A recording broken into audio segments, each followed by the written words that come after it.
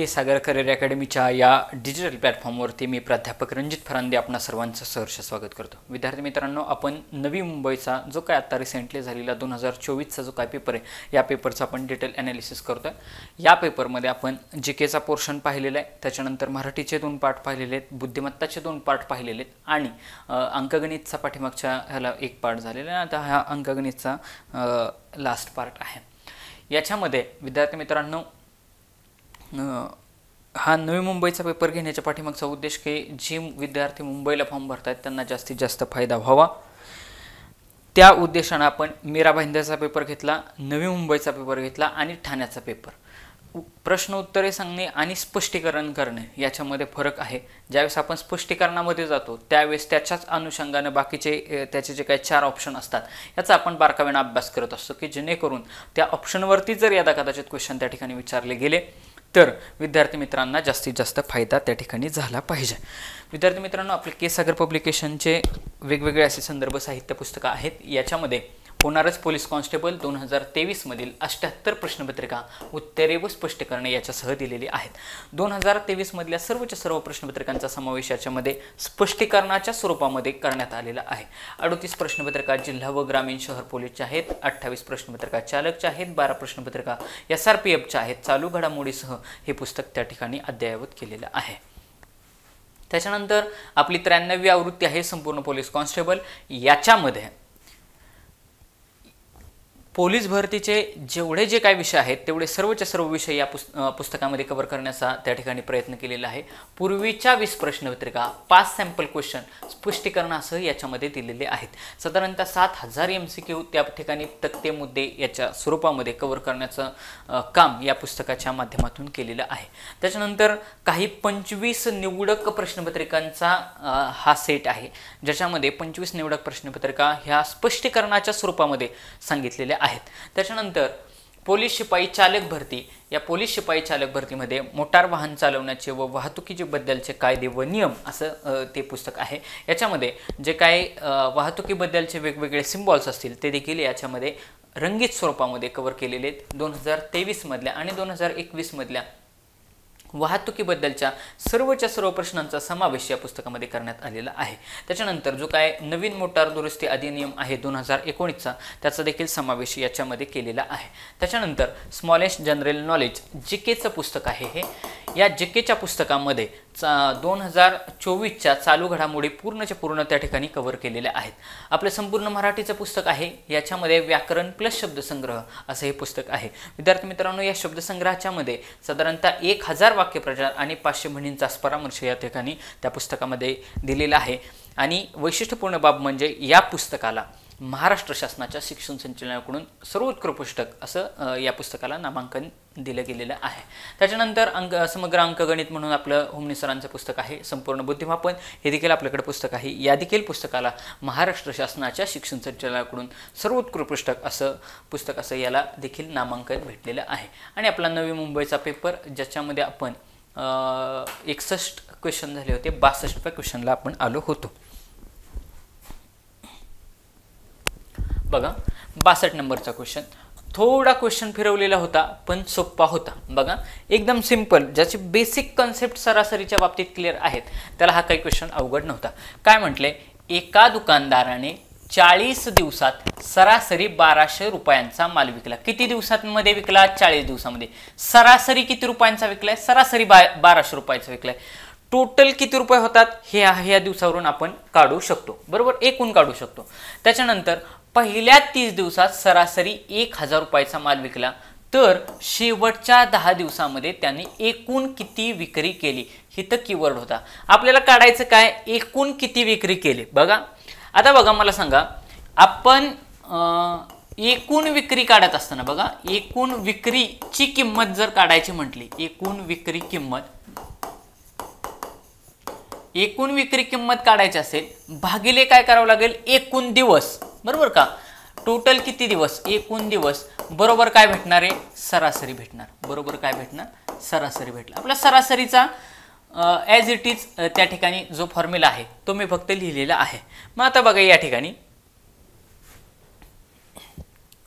आता एकूण विक्री किती आहे, एकूण विक्री किंमत आहे त्या ठिकाणी आपल्याला सरासरी दिली त्यांनी 1200 रुपये. एकूण विक्री किंमत आपल्याला काढायची आहे. बघा, एकूण विक्री किंमत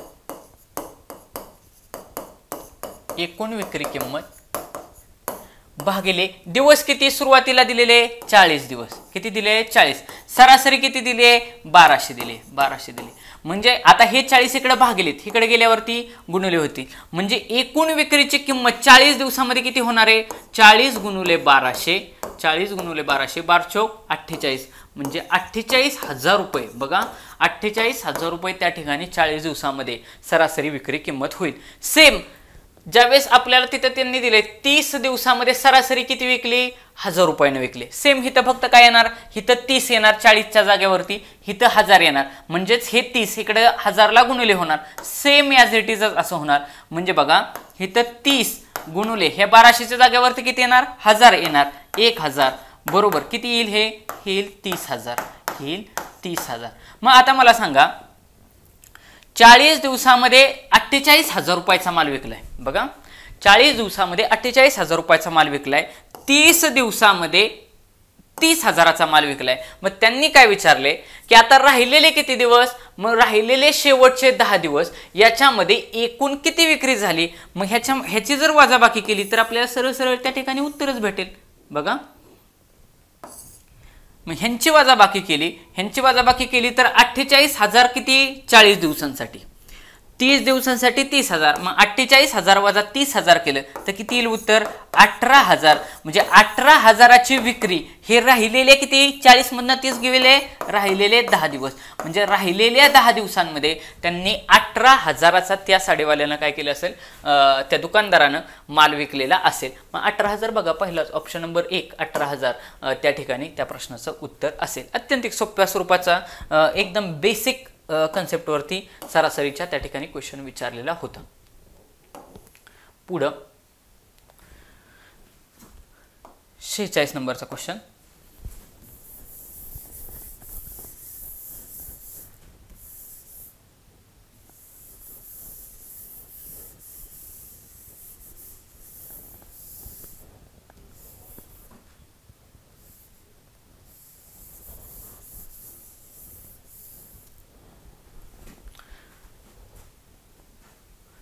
नंबरचं क्वेश्चन.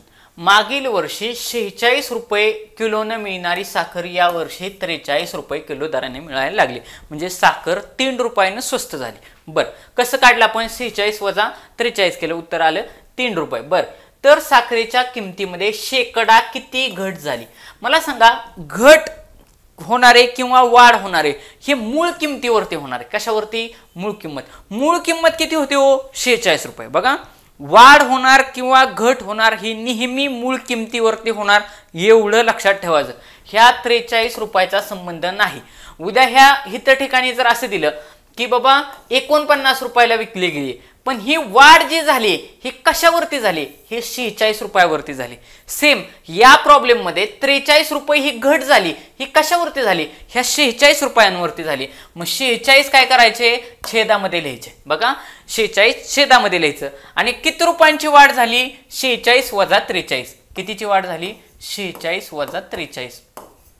आणि शेकडा काढायचे म्हणून गुणिले 100. शेकडा म्हणजे गुणिले 100. मग करा, ह्याचं सोडवा. 46 मधून 43 गेले, खाली राहिले 3 भागिले 46 गुणिले 100.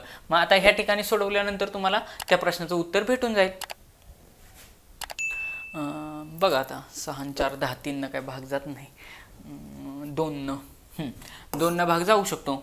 2 2 4 2 6 ह्याला 2 भाग जाऊ शकतो. 50 ह्याचा परत गुणाकार करा. 150 भागिले 23. 150 भागिले 23. 150 भागिले 23 केल्यानंतर 23 138 असेल. 23 साहित्रिक 18 हातचाला 1 साय 2 12 आणि 13 138. 23 138 म्हणजे 23 6 पॉईंट काहीतरी येणार उत्तर. काय उत्तर दिले? 6.97 6.52 7 पॉईंट ऑप्शन गेला. 5 पॉईंट ऑप्शन गेला. बरं, म्हणजे पुढं पण काढायचं आहे. म्हणजे 150 वजा, एकदम सिंपल कॅल्क्युलेशनचा भाग आहे, तुम्ही पण करू शकता. 150 वजा 138 केलं, उत्तर किती येईल? 12. ह्याच्यावरती एक 0 दिला. बरं, 23 पंचे 23 पंचे किती, 22 पंचे 110 म्हणजे 115 असेल. 23 पंचे 115, 23 पंचे 115 म्हणजे 6.5 असं उत्तर येईल. इथं 6.9 ऑप्शन गेला. सगळं काय सोडवत बसायला 6.52 अशा पद्धतीने त्या प्रश्नाचं उत्तर राहील. लक्षात येते का तुमच्या की जे काय वाढ होणार आहे, जी घट होणार आहे ती मूळ किमतीवरती होणार आहे एवढं लक्षात ठेवायचं. एवढाच बेसिक फरक होता. कारण जी वाढ होणार घट होणार, आता त्याचऐवजी साखरेची किंमत जर वाढली असती 49 रुपये झाली असती तर कितीने वाढली असती, सेम 3नच वाढली असती. तर त्यावेळी पण वाढ किती झाली असती, 6.92 झाली असते. म्हणजे फॉर एक्झाम्पल मला सांगायचं आहे म्हणजे वाढ हो किंवा घट हो ही नेहमी कशावरती होत असते, त्या मूळ किमतीवरती होत असते. एवढं बेसिक कन्सेप्ट त्या ठिकाणी लक्षात ठेवायचं. पुढचा 64 नंबरचा क्वेश्चन.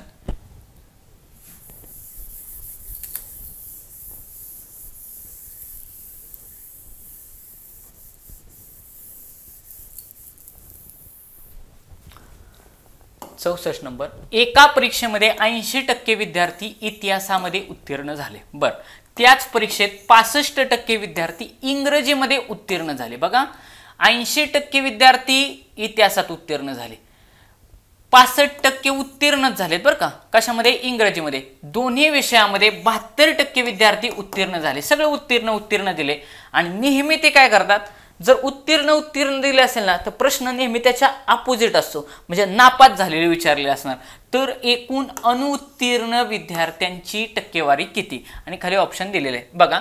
80% विद्यार्थी, बघा 80% विद्यार्थी इतिहासात पास झाले, 80% विद्यार्थी इतिहासामध्ये पास झाले. बरं, त्याच परीक्षेत 65% विद्यार्थी इंग्रजीमध्ये उत्तीर्ण झालेत, अधिक 65% इंग्रजीमध्ये उत्तीर्ण झालेत. बरं, दोन्ही विषयामध्ये 72% विद्यार्थी पास झालेत. मला सांगा, दोन्ही विषयामध्ये म्हणजे इतिहास आणि इंग्रजी ह्या दोन्ही विषयामध्ये 72 पास झालेत.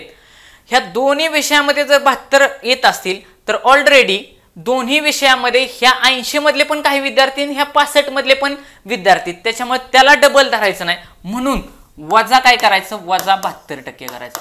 इथं टक्केवारी जरी नाही लिहिली तरी चालेल, तुम्ही नसता असं जरी लिहिलं 80 अधिक 65 वजा 72. ह्याने काय भेटेल, ह्याने मला पास किती झालेत म्हणजे उत्तीर्ण किती झालेत हा आकडा मला भेटून जाईल. मग बघा, 80 अधिक 65, 80 अधिक 65, 5 हातचा लेख 8 आणि 7 15 किती झाले, 155, 155, 9 6 15, हां 155, 155 वजा 72, 155 वजा 72, 5 2 गेले 3, 15 8 आणि 7 15, 83. चुकतंय का काय, 8 आणि 7 14, सॉरी 8 आणि 6 14, 145, 145 बेरीज झाली, हातचा येणार नाही. 145, 145 मधून 5 गेले, 73 उरले. किती उरले, 73. म्हणजे 73 विद्यार्थी किंवा 73% विद्यार्थी काय झालेत, पास झाले. मग जर 73% पास झाले असतील तर मला विचारलेत किती, त्यांनी बघा इथं ऑप्शन पण 72, 27, 23 आणि 32 असं त्या पद्धतीनं ऑप्शन दिलेत. मला सांगा, 73% विद्यार्थी पास झालेत, वर्गात एकूण विद्यार्थी किती असणार आहेत, 100%, किंवा परीक्षेला बसलेले एकूण विद्यार्थी किती असणार आहेत, 100%. जर ह्या 100%तले 73% पास झाले असतील तर नापास किती झाले असतील, 100%तनं 73 वजा करा, 100%तनं 73 वजा करा, म्हणजे 100तून ते गेले 27% विद्यार्थी त्या ठिकाणी अनुत्तीर्ण झाले. आपल्याला नापास किती झालेत हे विचारलं होतं, तर 27% विद्यार्थी, ऑप्शन नंबर 2 हे त्या ठिकाणी विद्यार्थी मित्रांनो उत्तर असणार आहे. म्हणजे लक्षात घ्या, मी काय केलं त्या ठिकाणी, 80% पास झाले, त्याच्यानंतर इंग्रजीमध्ये 65% पास झाले, दोघांची बेरीज केली. त्याच्यानंतर इथं म्हणते दोन्ही विषयात जेवढे असतात तेवढे नेहमी वजा करायचे. वजा केले की त्याच्यात त्यांची वजाबाकी आली 73. हे 73 पोरं, 100 पैकी 73 पोरं दोन्ही विषय म्हणजे पास झालेत, 73 पोरं पास झालेत. म्हणजेच नापास किती झाले, 100 मधून जर 73 घालवले तर 27% विद्यार्थी त्या ठिकाणी काय झालेले, फेल झालेले आहेत. 65 नंबरचा क्वेश्चन.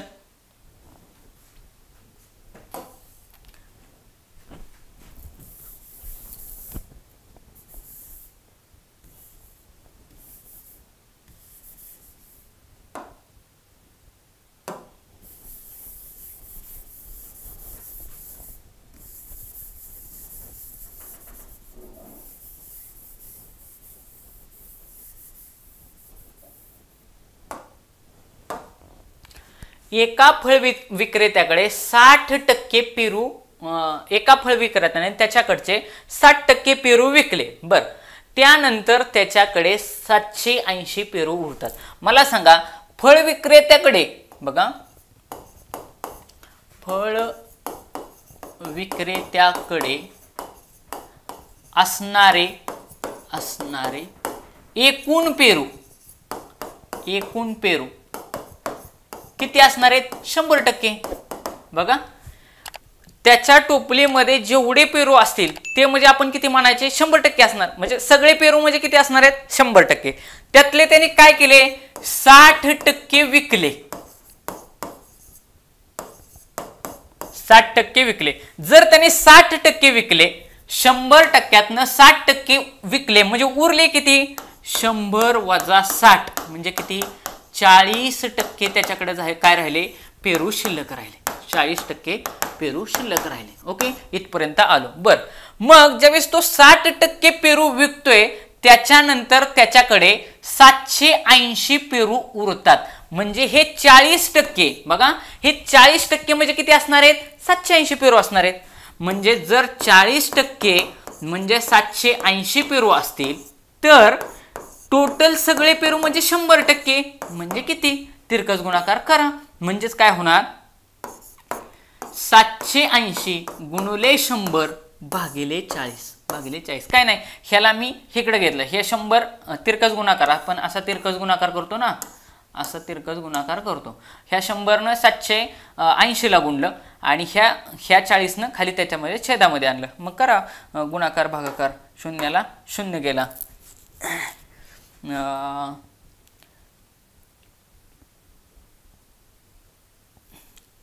4 एके 4 इकडे नाही, 4 एके 4 25 चोक 100. 25 ना 78 ला हे करा गुणा, उत्तर येऊन जाईल 78 गुणुले 25. 78 गुणुले 25. 25 8 200.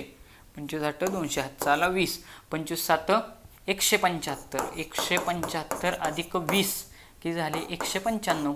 195 म्हणजे 1950. बघा 1950 त्या ठिकाणी त्याच्याकडे पेरू असतील. ऑप्शन नंबर 1 1950 हे त्या ठिकाणी त्या प्रश्नाचं उत्तर राहील. ओके, 1950 त्या ठिकाणी त्या प्रश्नाचं उत्तर राहील.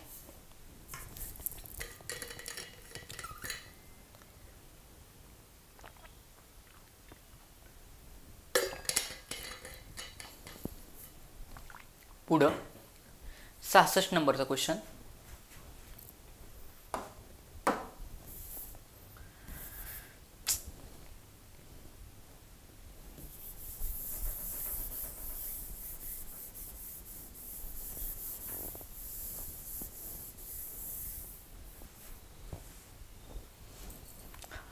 अमितने 650 रुपयांचा एक परफ्यूम खरेदी केला. बघा अमितने 650 रुपयांनी खरेदी केलेला एक परफ्यूम 8100 रुपयाला विकला. बघा खरेदी किंमत किती आहे? म्हणजे अमित हा दुकानदार आहे.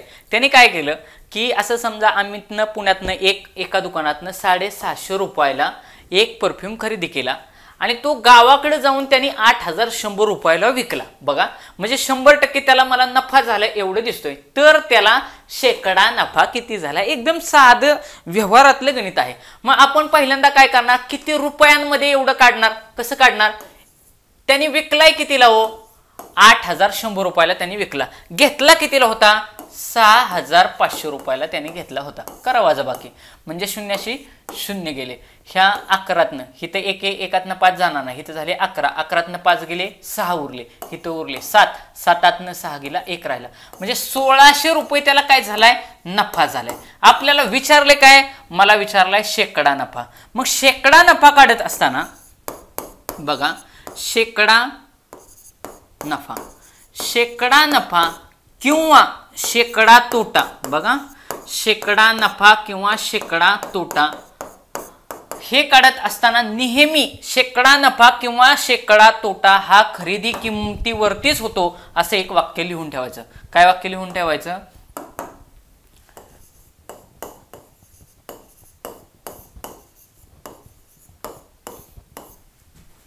शेकडा नफा किंवा शेकडा तोटा तोटा हा नेहमी खरेदी किमतीवरती होतो. हे वाक्य वरती जिथं तुमची नोटबुक असेल का त्या नोटबुकच्या वरती लिहून ठेवायचं. म्हणजे शेकडेवारी वाचायला घेतली की लगेच तुम्ही हे वाक्य वाचला सगळे प्रॉब्लेम सुटतात.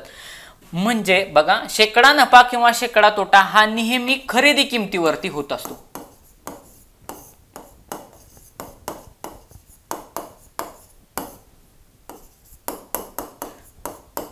खरेदी किमतीवरती होतो. म्हणजेच खरेदी किंमत कुठे घ्यायची, म्हणजे खरेदी किंमत खकी म्हणजे खरेदी किंमत.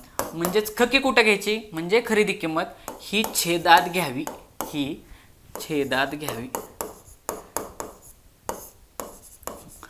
हे वाक्य तुम्ही त्या ठिकाणी तुमच्या नोटबुकमध्ये चौकोन करून व्यवस्थित लिहून घ्यायचं.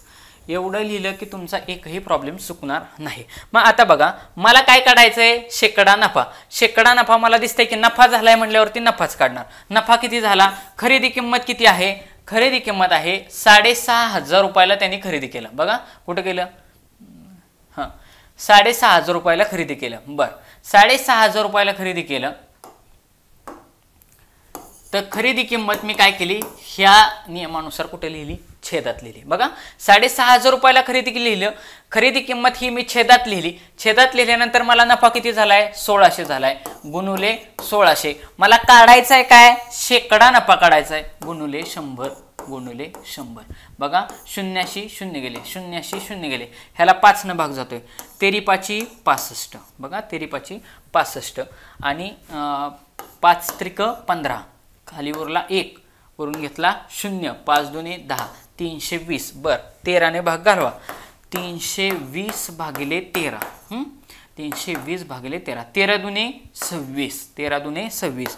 मग 32 मधून 26 गेले, किती उरले, 26 आणि 4 30 आणि 6 32, वरून घेतला 0, 13 त्रिक 39, 13 चौक 52, 13 चौक 52, 13 5 65, 13 चौक 52, म्हणजे 24 पॉईंट समथिंग. इथं बघा ऑप्शन बघत येऊ, ऑप्शन बघा इथं किती दिलेत, 19.75, 15.30, 19.30, किती 24 पॉईंट समथिंग, म्हणजे 24.61 एवढा काय झाला त्याला, त्या ह्याच्यावरती खरेदी किमतीवरती नफा झाला होता.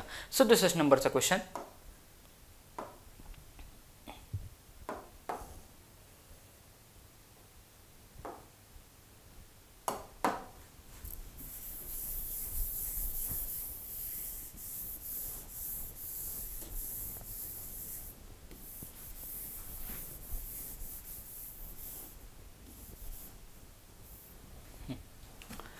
एका दुकानदाराने एक टेबल 4,700 रुपयाला विकला. कितीला विकलाय त्यांनी, 4,700 रुपयाला विकला. जर टेबलाची दर्शनी किंमत, बघा टेबलाची दर्शनी किंमत ही 5,900 रुपये असेल तर त्या ग्राहकाला किती टक्के सूट मिळाली, सूट ही नेहमी छापील किमतीवरती असते. बघा, दर्शनी किमतीला छापील किंमत असं म्हणतात. बघा, ठराविक वाक्य लिहून घ्यायचे, दर्शनी किमतीलाच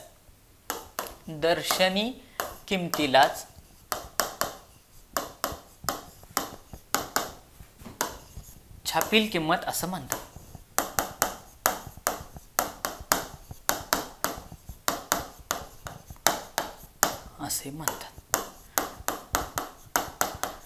दर्शनी किमतीला छापील किंमत असे म्हणतात. म्हणजे दर्शनी किंमत म्हणजे काय असणार आहे, आपली छापील किंमत असणार आहे. ओके, आणि अजून एक वाक्य सगळ्यात गोल्डन वाक्य असं लिहून ठेवायचं, सूट ही नेहमी, बघा सूट ही नेहमी छापील किमतीवरतीच दिली जाते. छापील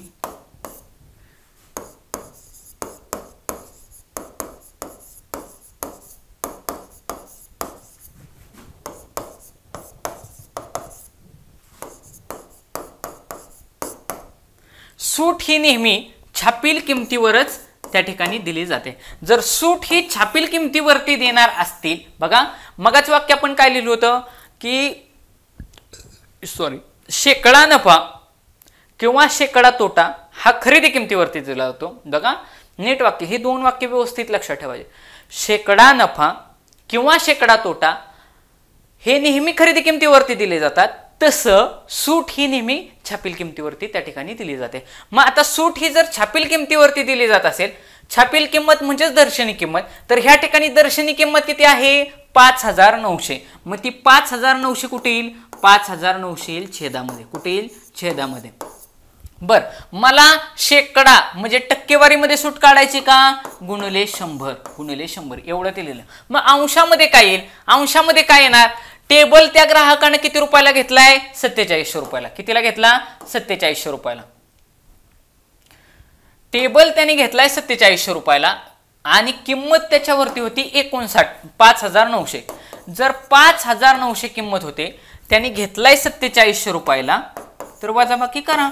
वजाबाकी करा. 0 0, 9 7 गेले, 2 राहिले, 5 4 गेले, 1 राहिले, 1200. म्हणजे 1200 रुपयांची त्याला काय भेटली, सूट भेटली. हे काय भेटली, 1200 रुपयांची त्याला सूट भेटली. मग आपण फॉर्म्युला कसा लिहिला, आपल्याला काय पाहिजे होतं, तर त्या ग्राहकाला किती टक्के शेकडा सूट भेटली किंवा पर्सेंटेज सूट भेटली. एकूण सूट किती भेटली, 59. 5,900 वजा 4700, 1200 रुपये त्याला सूट भेटली. सूट नेहमी कशावरती भेटत असते, छापील किमतीवरती भेटत असते. म्हणजे 1200 भागिले 59, 5,900 गुणिले 100. मग करा गुणाकार, वजाबाकी, भागाकार. ह्याचं सगळं सॉल्व्ह केल्यानंतर ह्या 0 0 गेला. त्या ठिकाणी जर सोडवलं तर तुम्हाला उत्तर भेटून जाईल. यापैकी नाही तर उत्तर असणार नाही. 59 ने 12ला बघायचं. 14,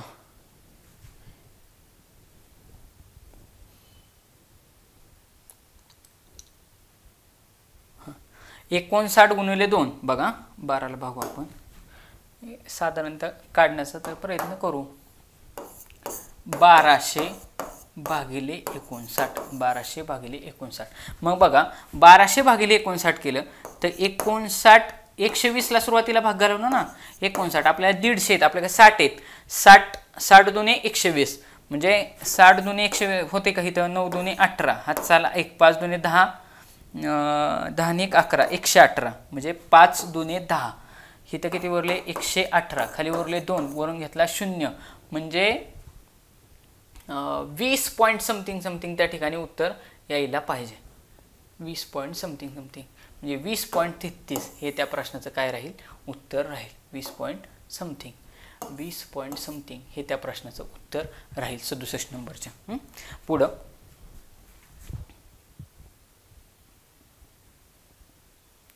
20.33% अशा पद्धतीने त्या ठिकाणी त्या प्रश्नाचं उत्तर आहे. पुढं 68 नंबरचा क्वेश्चन.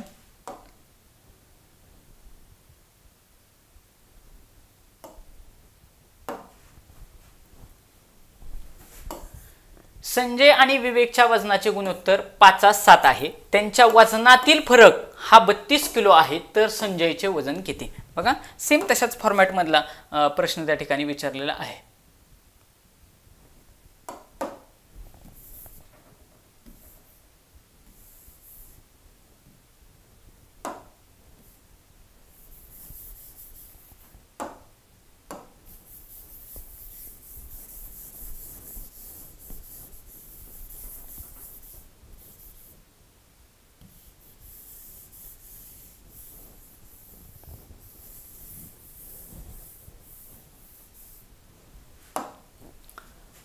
संजय आणि विवेक यांच्या वजनाचे गुणोत्तर किती दिले, 7:5 दिले. बर, तिथं काय म्हणते, त्यांच्या वजनातील फरक किती आहे, 32. म्हणजे ह्या गुणोत्तरातला फरक किती आहे, गुणोत्तरातला फरक आहे,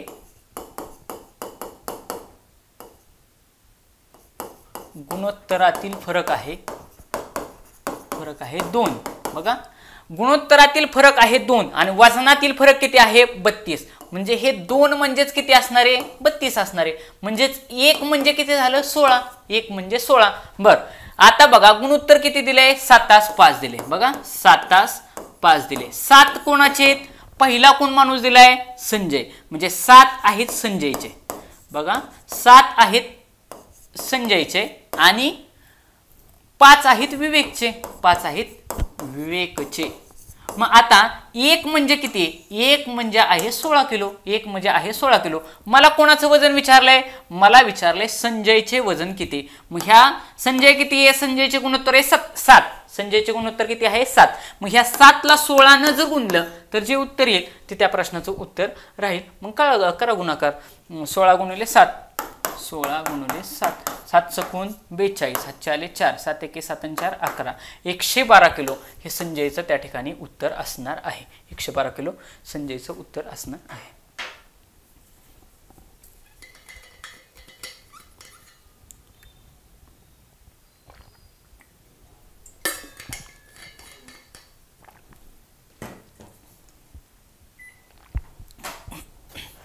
पुढचा क्वेश्चन,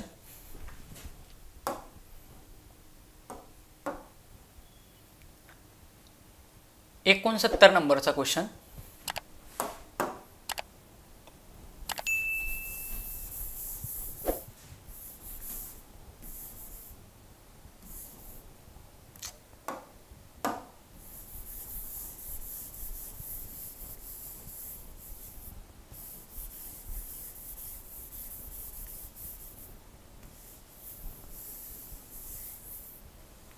एका कुटुंबामध्ये किती व्यक्ती आहेत? एका कुटुंबामध्ये 14 व्यक्ती आहेत.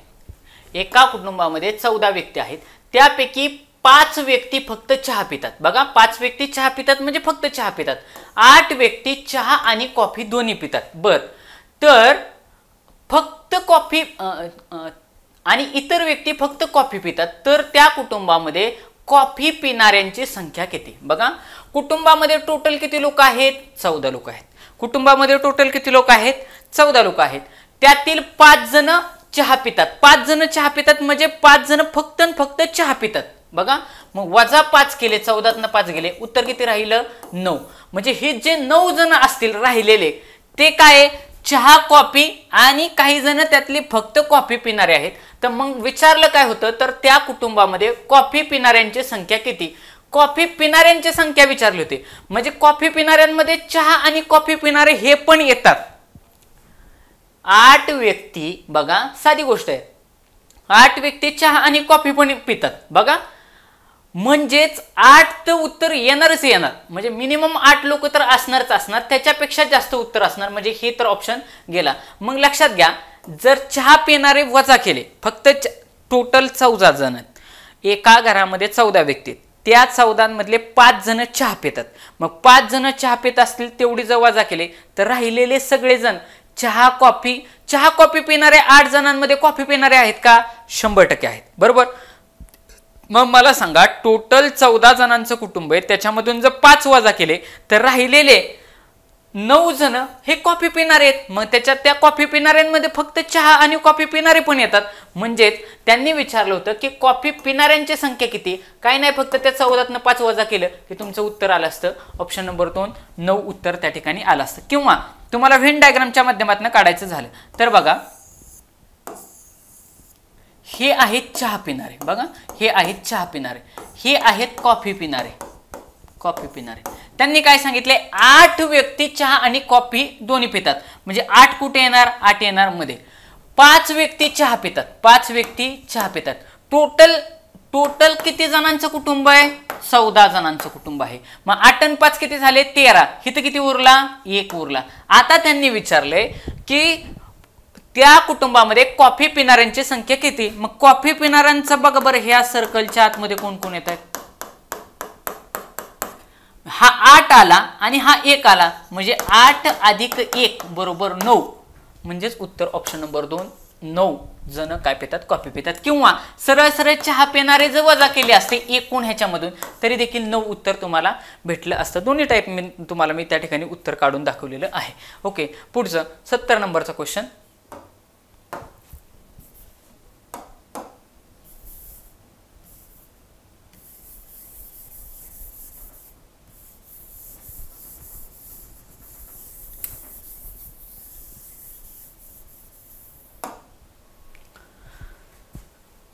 दशादशे काही टक्केदाराने 8,000 रुपये मुदलीचे 5 वर्षासाठी 2400 एवढे व्याज मिळाले. किती? 2400. तर व्याजाचा दर किती होता? बघा, आपण सोडवूचा प्रश्न. व्याजाचा दर किती होता? आपल्याला माहिती आहे मुद्दल किती दिली आहे? मुद्दल दिलेली आहे 8,000. मुद्दल म्हणजे म दिले 8,000. व्याज किती भेटले? व्याज भेटले 2400. व्याज भेटले 2400. बर, किती वर्षांसाठी? बघा, दशादशे काही टक्के 8,000 रुपये दराने 5 वर्षांसाठी 2400 रुपये आपल्याला व्याज भेटलं. व्याज भेटलं म्हणजे सरळ व्याज त्या ठिकाणी भेटलेलं आहे. बघा, किती वर्ष? वर्षे म्हणजे आहेत 5. किती आहेत? 5. मग आपल्याकडे साधा एक फॉर्म्युला आहे. सरळ व्याज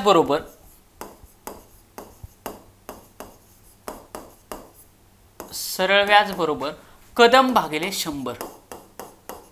कदम भागिले 100, ज्याला इंग्लिशमध्येच काय म्हणतो आपण? PRN भागिले 100. PRN भागिले 100. मग आता बघा, क म्हणजे काय आहे? क म्हणजे आहे कालावधी. कालावधी किती आहे? 5 वर्ष. बघा, क म्हणजे आहे कालावधी. कालावधी किती आहे? 5 वर्ष. द म्हणजे काय? दर साल दर सेकडा. तो आपल्याला काढायचा आहे. त्याने विचारले ना किती दराने. द म्हणजे दर.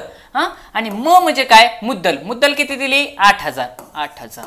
मुद्दल दिली 8,000 भागिले 100.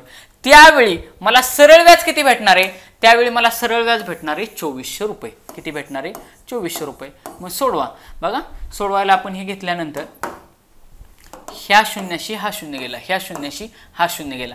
हे 80 आणि 5 इकडे गुणाकारात येत, इकडे आल्यावरती भागाकारात येतील. म्हणजे 2400 भागिले 5 गुणिले 80. 5 गुणिले 80 बरोबर दर भेटणार आहे. बरोबर दर भेटेल किंवा रेट ऑफ इंटरेस्ट त्या ठिकाणी भेटेल. शून्याशी शून्य गेला. बघा, शून्याशी शून्य गेला. 8 एके 8. 8 त्रिक 24. 8 त्रिक 24. वरती राहिले 30. हा शून्य इकडे गेला. 5 एके 5. 6 पंचे 30. म्हणजे त्या ठिकाणी त्या व्याजाचा रेट असेल 6%. किती असेल? 6% दराने त्या ठिकाणी त्यांना व्याज भेटलेलं आहे. मग आता बघा उत्तर, म्हणजे या प्रश्नाचं उत्तर ऑप्शन नंबर 1 6% असं राहील. किती राहील? 6% असं राहील. पुढचा क्वेश्चन,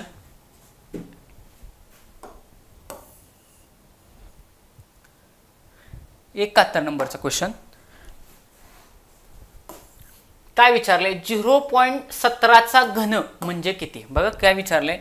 0.17चा घन किती होईल? घन किती होईल? बघा, आता मला सांगा, दशांश चिन्हानंतर किती घर आहेत? हित आहे दशांश चिन्ह. 1 आणि 2 घरानंतर ह्या ठिकाणी दशांश चिन्ह दिलेले आहे. बघा, 1 आणि 2 इकडून उजव्या हाताने घर मोजत यायची. 1 आणि 2 घरानंतर त्या ठिकाणी दशांश चिन्ह दिले.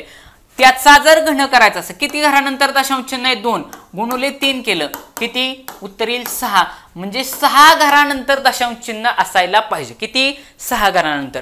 आता ह्या ठिकाणी तुम्हाला 17चा घन ऑलरेडी त्यांनी दिला होता. किती? 4913. सगळ्या ऑप्शन मध्ये 4913, 4913, 4913, 4913. आता मला सांगा, लगेच पॉईंट येईल का? 4 पॉईंट येईल का? ऑप्शन गेला. किती घरानंतर दशांश चिन्ह यायला पाहिजे? दशांश चिन्ह यायला पाहिजे 6 घरानंतर. किती? 6 घरानंतर. मग आता इथं बघा, दुसरा ऑप्शन बघा. दुसऱ्या ऑप्शन मध्ये इथं बघा दिले 1 2 3 4 5 6 आणि नंतर इथं पॉईंट दिलाय. म्हणजे 0.004913. बघा, 4913 मोजा. 1 2 3 4 5 6 आणि 6व्या घरानंतर इथं दशांश चिन्ह त्या ठिकाणी दिलेलं आहे. म्हणजे 100% उत्तर हे असणार आहे. ओके, 100% उत्तर ऑप्शन नंबर 2 त्या ठिकाणी असणार आहे. पुढं 72 नंबरचं क्वेश्चन.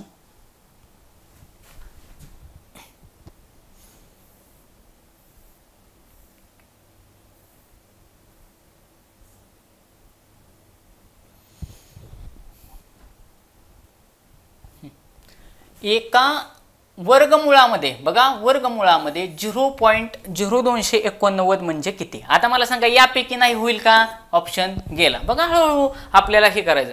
मग आता बघा, आपण ज्यावेळेस आता मी तुम्हाला काय सांगितलं, घन करताना 6 घरानंतर आणि वर्ग करत असताना बघा, वर्ग म्हणजे किती असतं? 2 असतं.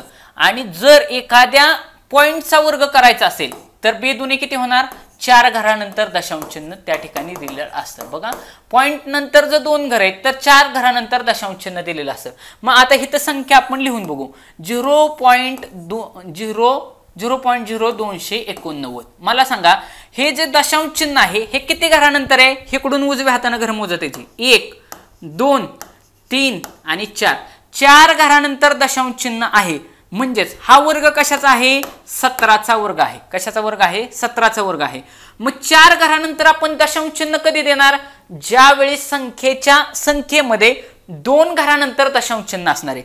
मग आता हे एक घर हे दुसरं घर म्हणजे हित पॉईंट यायला पाहिजे म्हणजे 0.17. बघा 0.17चा वर्ग करायचं म्हटलं बघा 0.17चा वर्ग करायचं म्हटलं तर आपण काय करणार आहे. 4 घरानंतर दशांश चिन्ह देणार आहे. का. कारण हिथं जे काही दशांश चिन्ह आहे ते किती घरानंतर आहे. 1 आणि 2 घरानंतर दशांश चिन्ह असेल त्याचा जर वर्ग करायचा असेल वर्ग करा म्हटलं की त्याला 2 न गुणायचं 4 घरानंतर दशांश चिन्ह द्यायचं म्हणजेच इथे बघा 4 घरानंतर आहे का 1 2 3 4 म्हणजे 0.0289चं वर्गमूळ किती राहील 0.17 राहील. किती राहील 0.17. ऑप्शन नंबर 1 17 हा फार त्यांचा आवडता गोष्ट दिसते. मगाशी पण 17 विचारलं होतं आणि मगाशी घन करताना आपण काय केलं होतं. ज्यावेळेस आपल्याला घन विचारलं होतं मगाशी त्यावेळेस आपण काय केलं होतं की इथलं पॉईंट मोजले 0.17चा घन. बघा 0.17चा घन करताना दशांश चिन्हानंतर किती घर आहेत 1 आणि 2 घर आहेत. मग 2चा काय करायचा घन करायचा म्हणजे 2 गुणिले 3 घन नाही करायचा. बेत्रिक 6 त्याला 3 न गुणायचं 2 गुणिले 3 किती 6 घरानंतर ह्या ठिकाणी दशांश चिन्ह दिलं. सेम तसंच या ठिकाणी ज्यावेळेस वर्ग करायचा असतो त्यावेळेस मल्टिप्लाइड बाय 2 करायचं म्हणजे 2 गुणिले 2 0.4 ठिकाणी त्या ठिकाणी दशांश चिन्ह येणार. ओके पुढं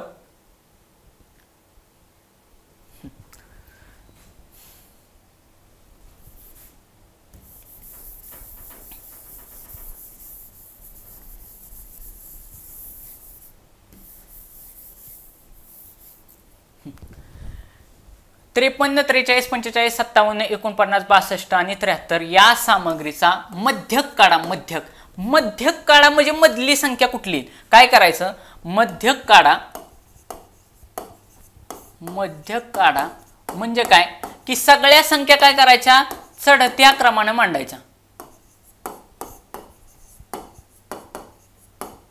क्रमाने मांडा आणि त्यातली जी काय मधली संख्या असेल ती काय असणार आहे त्याचा मध्यक असणार आहे. मग आता बघा 53 43 45 57 ह्याच्या सगळ्यात छोटी काय 43 दिसते मला. बरं 43 लिहून घेतली त्याला काट मारला. 45 लिहून घेतली चढत्या क्रमाने मांडायचे त्याला काट मारला. 45 नंतर मोठी काय आहे 49 आहे. 49 लिहून घेतली त्याला काट मारला. बरं पुढं काय येणार आहे 53 येणार आहे.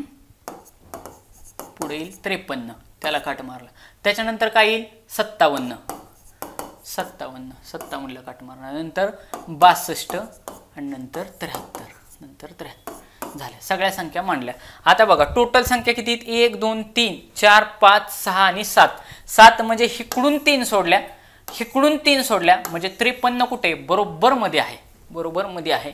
म्हणजेच या प्रश्नाचं उत्तर ऑप्शन नंबर 3 53 असणार आहे. आणि त्यानंतर 74 नंबरचा क्वेश्चन.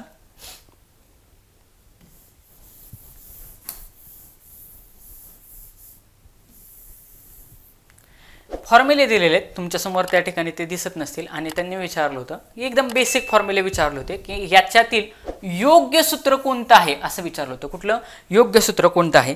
3 फॉर्म्युले त्या ठिकाणी कायम विचारले जातात आणि त्याच्यावरती बऱ्याच वेळा एक्झामला क्वेश्चन विचारला जातो. कुठला एक पहिला फॉर्म्युला त्या फॉर्म्युल्यावरतीच क्वेश्चन असतात.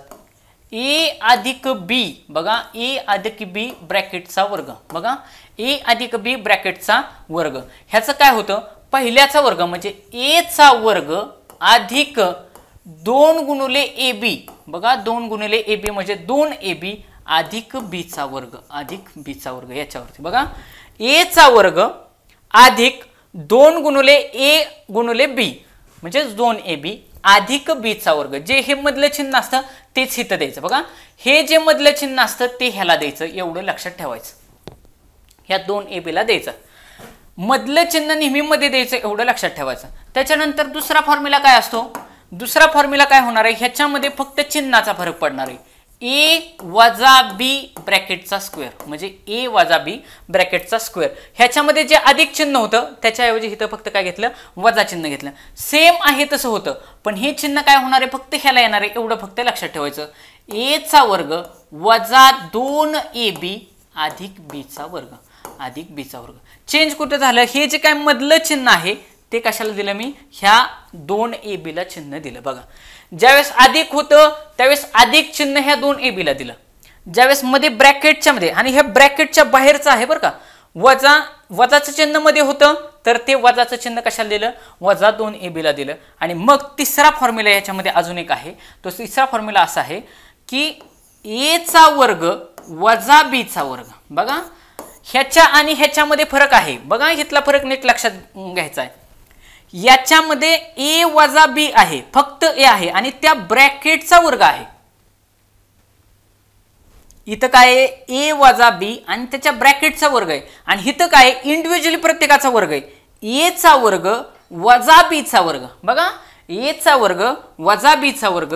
ह्याचं उत्तर भेटतं एका कंसामध्ये a अधिक b आणि दुसऱ्या कंसामध्ये a वजा b. या फॉर्म्युल्यावरती बऱ्याच एक्झामला, अगदी MPSCचे पण पेपर तुम्ही काढून बघितले तर ह्या 3 प्रॉब्लेम, अजून ह्याच्यामध्ये घनाचे पण आहेत, एक 7-8 फॉर्म्युले त्या ठिकाणी आहेत. त्याच्यावरती तुम्हाला त्या ठिकाणी एक्झामला क्वेश्चन विचारण्याची जास्तीत जास्त शक्यता आहे. आता तर ह्याच्यावरती विचारलेला आहे. मग तो जो काय क्वेश्चन दिला होता त्याच्यामध्ये हा जो फॉर्म्युला दिला होता a चा वर्ग वजा b चा वर्ग अधिक दुसरा, तर त्याचं उत्तर काय येईल? एका कंसामध्ये a अधिक b आणि दुसऱ्या कंसामध्ये a वजा b. आणि मग आपण इकडे येऊ. बघा, a अधिक b ब्रॅकेटचा वर्ग ह्याच्यामध्ये दिलं होतं a अधिक b ब्रॅकेटचा वर्ग वजा 4ab. मला सांगा, हिथं पण काय दिले? a अधिक b ब्रॅकेटचा वर्ग दिले. हिथं पण दिले a अधिक b ब्रॅकेटचा वर्ग दिले. त्याच्यातून वजा 4ab केल्यावरती ह्यांच्यामध्ये बरोबरचं चिन्ह राहील का? लॉजिकली विचार करावा. फॉर्म्युला सोडून द्या. मला सांगा, बरोबर चिन्हाच्या हिकडची आणि हिकडची व्हॅल्यू कशी पाहिजे? सेम पाहिजे. बघा, हिकडं आणि हिकडं काय पाहिजे? सेम पाहिजे. तिथं असं म्हटलंय a अधिक b ब्रॅकेटचा वर्ग बरोबर a अधिक b ब्रॅकेटचा वर्ग बरोबर. हिथं पण काय येईल? a अधिक b ब्रॅकेटचा वर्ग. त्यावेळेस तुम्ही काय म्हणताल? ही दोन्ही समान आहे, पण त्यांनी काय केले? वजा 4ab असं केले. मग इथं फक्त काय राहील? वजा 4ab राहील. मग बरोबर होईल का? हे आणि हे बरोबर असेल का? असणार नाही. सेम इथं पण तसंच केले.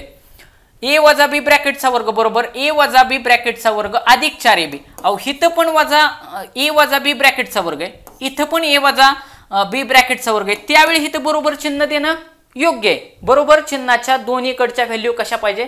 समान पाहिजे. मग हिथं त्यांनी काय केलंय? प्लस 4ab केले. ही बसत नाही.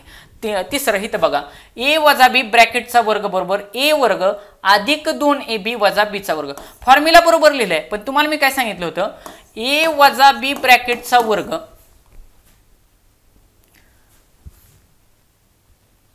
a वजा b ब्रॅकेटचा वर्ग असं जर असेल तर जे काय मधलं चिन्ह असतं तेच ह्या 2ab ला दिलेलं असतं.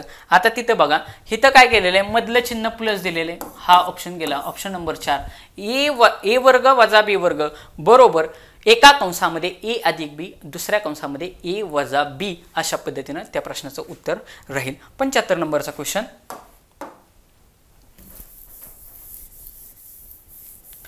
75 नंबरच्या क्वेश्चन मध्ये काय केलंय त्यांनी?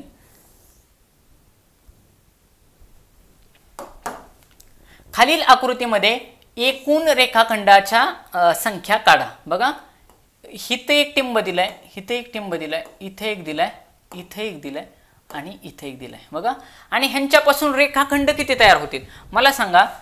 ह्या C पासून A पर्यंत एक होईल, परत ह्या C पासून D पर्यंत एक होईल, परत ह्या C पासून E पर्यंत एक होईल, त्याच्यानंतर ह्या C पासून D पर्यंत एक होईल. म्हणजे किती? 1 2 3 4 आणि परत हा 5वा. म्हणजे असं, म्हणजे टोटल टिंब किती दिलेत? 1 2 3 4 आणि 5. सेम जसा हस्तुंदलनाचा आपला सेकंड हँडचा जो फॉर्म्युला आहे,